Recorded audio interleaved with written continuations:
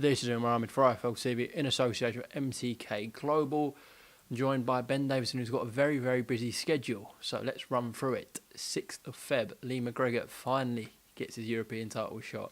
And he's just told me that he believes Karim Guthrie's going to come and look to knock him out because of the messages he's seen from Karim, etc. I don't know if you've had a look at them as well.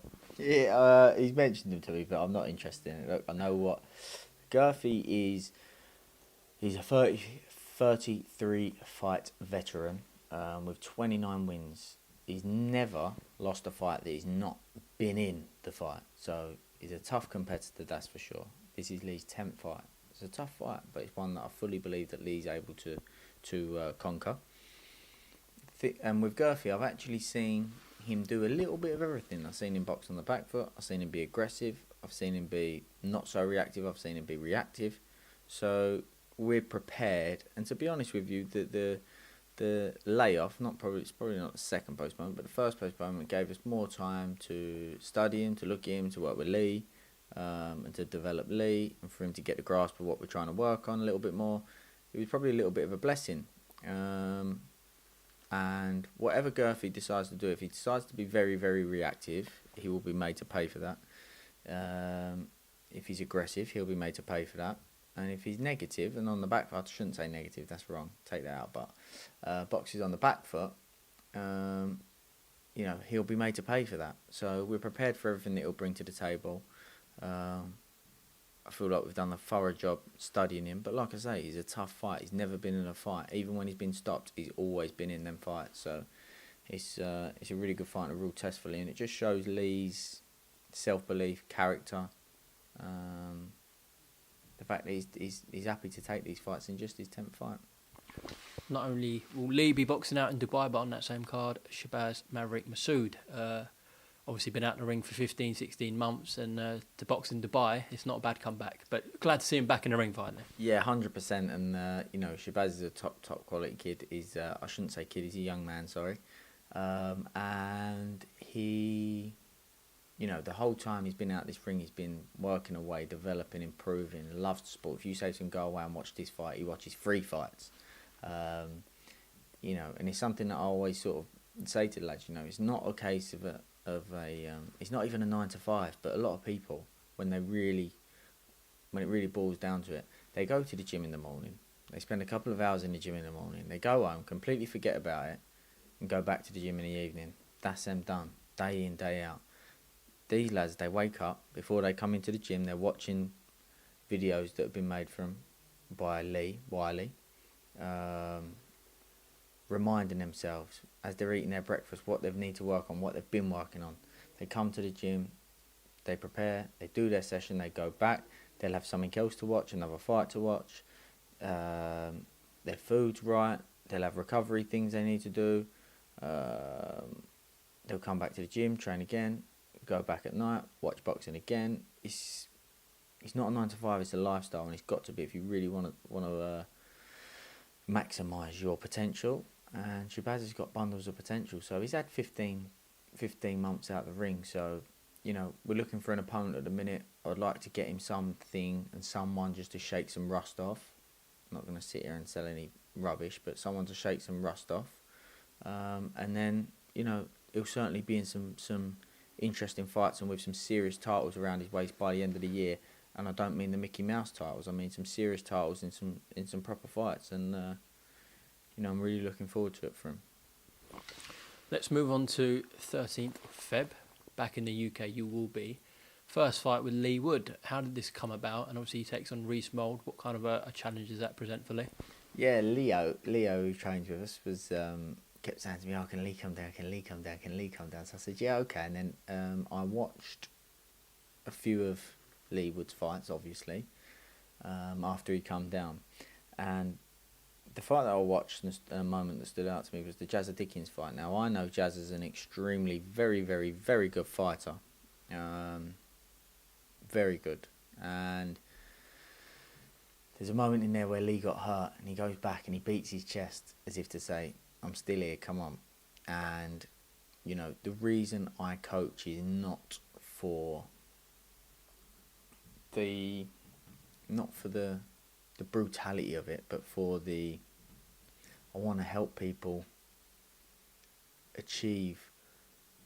maximise their potential, but by doing so, I want to make it as easy for themselves as possible. And sometimes in a fight, and this is a perfect example, everybody knows, and it's clear, I don't think anybody does want their fighter to take punishment. But this is a fight where... So Lee come to the gym, yeah, and I took him on the pads and I thought to myself, I swear to God, pound for pound, he's the hardest puncher I've ever held the pads for. By quite a bit of a shot as well, to be honest. And I'm not going to name any names, and it's not someone I'm known for coaching, but I've held the pads for a lot of top quality fighters. He hits harder than a couple of well-known punchers, quite a few weight divisions above him as well. So we're going to see a completely different Lee Wood on Feb 13th against Rhys Mould. Yeah, I would say so. Yeah, I was just completely baffled why his style is the way his style is. I don't know if it was a case of, this is my idol and I want to box like this person or whatever it may be. But the way he's been boxing throughout his career, he's himself taken away his best assets for big chunks of the fights, and it just baffled me. And I explained it to him. I was like, look, in this fight, okay, see, the problem is you can do 70% of your time doing something, 30% of doing something else. Now, if that success comes in the 30%, but you don't really get beaten up in the 70%, people go, I boxed in that style and I had success there. Realistically, if you broke down that moment and said, why did you have success there? It's quite clear. And when I've done that with Lee was like, yeah, I can see that now. And, Rhys Mould, I think Rhys is a very, very good fighter. And I certainly think he's one for the future. One to watch out for. He's a genuine prospect. Actually, he's a champion. I shouldn't say it because he's English champion. And they're at two very different stages of their career. Lee's 32, challenged for the British title before, unsuccessfully. Rhys Mould has successfully challenged for the English title, now challenging for the British title. 13-0. Lee's had coming up 30 fights. Rhys has had 13. Now watching Rhys, I can see that he's a sound, fundamentally sound fighter, and he looks strong. He does look strong.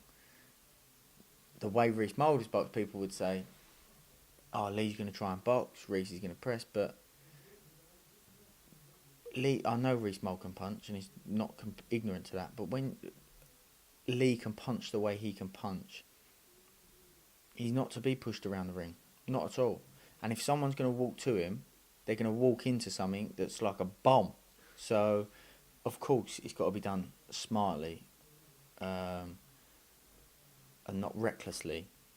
And that's what we're working on, because anybody that walks into it, when he's got his base right, preps it right, gets the shot off correctly and exits the exchanges correctly, is a threat for anybody. There's other areas of his game that need development. We're working hard on them, and it's a tough fight. It's a tough fight. Like I say, I certainly think Rhys Mould is a real good fighter and a genuine prospect. So it's a tough fight, and obviously it takes time to make these adjustments with Lee. But I'm starting to see what I feel we need to be seeing. So I think it's a great fight, and I think it's a fight that will be a brilliant one for the fans, if I'm honest. So it's an exciting one. Look forward to it, Feb 13th. Hopefully, in May, this undisputed fight does go ahead between Josh Taylor and Jose Ramirez. I haven't got confirmation yet, but that's what it looks like in Las Vegas. Brilliant fight and a historic night for Josh. But on a personal level, Ben, obviously you've taken Tyson from we know where he was to the first fight with Wilder in LA and headlining two Las Vegas cards as well. Yeah. Billy Joe Saunders became a two-weight world champion under your tutelage as well. Where does this rank if Josh was to become undisputed champion in Las Vegas? Yeah, it's a very good question. I don't put them all in one basket and see them as here's what we've done, this is what this means to me. It's very individual. Like my relationship with Josh and achievements with Josh is there. I've got my own relationship, my own goals. He's got his own personality, and I think often the fighter's personality gives you a different... Well, that's what creates a different relationship, isn't it? and it's different with Tyson, it's different with Billy Joe, and achievements with Billy Joe's there, achievements with Tyson's there, achievements with Josh is there, and it's a very separate thing, and I'm not just saying this, each has its own, each means just as much to me in each area, you know. So, look, it's obviously an amazing achievement. That's why not many have done it, and it's going to be an amazing thing for the division, for the sport of boxing, for Scotland, for British boxing. And like I say, it'll be a phenomenal achievement, but I can't put them all in one basket and say this one ranks above this one, because it's all very emotionally separated for me. But it's up there, obviously. Of course. Of course it will be, yeah, of course. Like my relationship with Billy Joe goes back years and years. So my relationship with Tyson started where the goal was literally like, I'll be honest, my goal at the beginning was, if I can get this man back happy again, like, even if he don't box, I'm not really bothered. If I can get this man back happy and enjoying life and enjoying his family, then that's a success, to be honest. Because it's easy to look now and go, yeah, you know, Tyson, we knew he was going to do that. People thought he wouldn't even make a comeback. So, you know, to then go on and achieve what was achieved and in such a short space of time, and, you know, very often against people's against the odds. With Josh is at a different point of his career where he's come away from having a lot of success, and for me, Josh is at a point in his career. And funny enough, I was watching Roy Jones and Joe Rogan on a podcast not too long ago, and Roy Jones was basically talking about cockfighting, the chicken fighting, and basically saying about how he watched how the main cock would walk and act, and he was talking about how he had to separate himself from his dad. I'm not saying this is the situation with Josh, but what my point is Josh is at a point where he's achieved a lot very quickly, and he needs to get that. He's getting that. Yeah, I can see it and sense it and feel it around him, where he's getting that bit of that undisputed aura around him. He's bringing that. He's got that. He's not confidence, because he's very confident. I'm the man kind of thing. Yeah, so it is an aura. It's a case of like, it's as they walk in the room, you know they're in the room. He's starting to get that, and that's certainly something you need to go on and keep, especially in a sport like boxing, where now it's very easy for trainers to get a little bit taken back and not want a fighter to get like that, because they think, no, I need to show that I'm the boss. Well, when we go into the gym, anything I ask happens, but and to do with that side of things, but he has to have that sense of being the main cock, basically, having that aura of a he's got the aura of a world champion, but that undisputed, that's something special, and he's starting to get that, and I can see that with him, and I want that to grow. Whereas a lot of trainers will start to think, could be hard to handle and could be hard to this, but if you've got the right relationship with someone, and Josh certainly has that, I want to see that grow and grow and grow with him, and that's sort of where I've taken Josh on. I'm thinking that's a big element of what I want to work on with him, is he's having that special something that just, it takes you to the next level. When Tyson walks in a room, you know. Yeah. Do you know what I mean? It's hard to put into words what you're saying. I often get asked, like, when you're around fighters, do you have sense anything? And I said it's only happened once when I interviewed Canelo, and Canelo was around me. I couldn't explain it, but there was something around him, like a presence. Honestly, it was strange, but you could. I know what you're saying about Josh.